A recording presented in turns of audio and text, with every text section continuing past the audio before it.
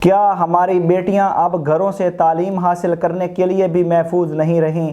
کیا ایک باپ اپنی بیٹی کو کالج بھیجتے وقت یہ سوچنے پر مجبور ہو جائے کہ وہ واپس گھر لوٹے گی بھی یا نہیں؟ جنگ میں پیش آنے والا 17 سالہ طالبہ اشال فاطمہ کا افسوسناک واقعہ صرف ایک خاندان کا دکھ نہیں بلکہ پورے معاشرے کے لیے ایک سوالیہ نشان ہے۔ آخر کب تک ہماری بیٹیاں درندہ صفت انسانوں کا شکار بنتی رہے گی اور کب تک ایسے مجرم قانون کی گرفت سے بچتے رہیں گے؟ آج ہم بات کریں گے جنگ کے اس دل دہلا دینے والے واقعے کی جس نے ہر آنکھ کو اشکبار اور ہر دل کو غم زدہ کر دیا۔ السلام علیکم، میرا نام ہے نوید اصغر اور آپ دیکھ رہے ہیں میرا یوٹیوب چینل نوید اصغر آفیشیل۔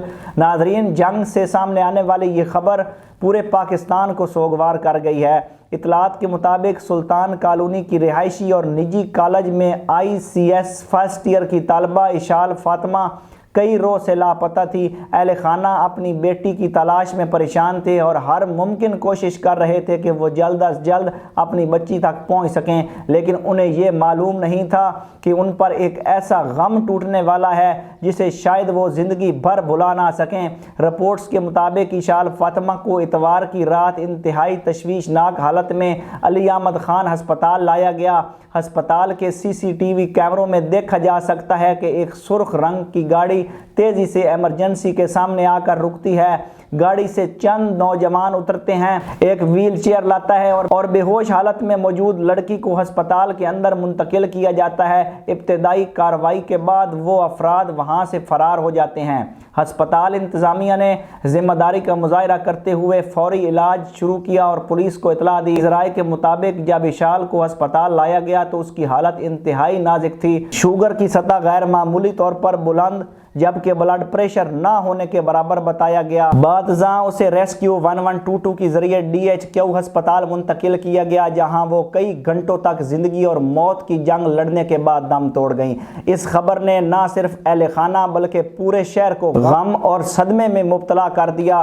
پولیس نے واقعے کی تحقیقات شروع کرتے ہوئے CCTV فوٹیج اور دیگر شواہد کی مدد سے کارروائی کی۔ ابتدائی اطلاعات کے مطابق ایک ملزم کو گرفتار کر لیا گیا جبکہ واقعے میں استعمال ہونے والی گاڑی بھی تحویل میں لے لی گئی۔ پولیس کا کہنا ہے کہ مزید تفتیش جاری ہے اور اصل حقائق سامنے لانے کے لیے تمام قانونی اقدامات کیے جا رہے ہیں۔ پوسٹ مارٹم اور فرانزک رپورٹس بھی تحقیقات کا اہم حصہ ہوں گی جن کے بعد کئی سوالات جوابات مل سکیں گے۔ ناظرین، اس واقعے نے ایک مرتبہ پھر ہمارے معاشرے کے سامنے کئی اہم سوالات کھڑے کر دیے ہیں۔ آخر کیوں آئے روز ایسے واقعات سننے کو ملتے ہیں؟ کیوں ہماری بچیاں خوف کے سائے میں زندگی گزارنے پر مجبور ہیں؟ کیوں والدین ہر وقت اپنی اولاد کی حفاظت کے بارے میں فکر مند رہتے ہیں؟ یہ سوالات صرف قانون نافذ کرنے والے اداروں کے لیے نہیں بلکہ پورے معاشرے کے لیے ہیں۔ حقیقت یہ ہے کہ جب مجرموں کو بر وقت اور عبرتناک سزائیں نہیں ملتی تو جرائم پیشہ عناصر کے حوصلے بڑھ جاتے ہیں، قانون کا خوف ختم ہونے لگتا ہے اور پھر ایسے درندہ صفت لوگ معاشرے میں آزاد گھومتے پھرتے نظر آتے ہیں۔ ضرورت اس امر کی ہے کہ ایسے مقدمات کو فوری بنیادوں پر نمٹایا جائے اور اگر جرم ثابت ہو جائے تو مجرموں کو ایسی سزا دی جائے جو دوسروں کے لیے بھی عبرت بنے۔ اس کے ساتھ ساتھ والدین، تعلیمی اداروں اور معاشرے کو بھی اپنی ذمہ داریاں ادا کرنا ہوں گی۔ بچوں اور بچیوں کو ذاتی حفاظت، ہنگامی صورتحال میں رابطے کے طریقے اور محتاط رہنے کے بارے میں آگاہی دینا وقت کی اہم ضرورت بن چکا ہے۔ صرف قانون نافذ کرنے والے ادارے ہی نہیں بلکہ پورا معاشرہ مل کر ہی ایسے جرائم کا مقابلہ کر سکتا ہے۔ اشال فاطمہ کا واقعہ صرف ایک خبر نہیں، ایک خاندان کی ٹوٹی ہوئی امیدوں کی داستان ہے۔ ایک باپ کے خواب، ایک ماں کی دعائیں اور ایک بچی کا مستقبل چند لمحوں میں ختم ہو گیا۔ آج ضرورت اس بات کی ہے کہ ہم صرف سوشل میڈیا پر غم و غصے کا اظہار نہ کریں بلکہ انصاف کے مطالبے میں بھی سنجیدہ اور متحد رہیں تاکہ کسی اور گھر کی بیٹی اس انجام کا شکار نہ بنے۔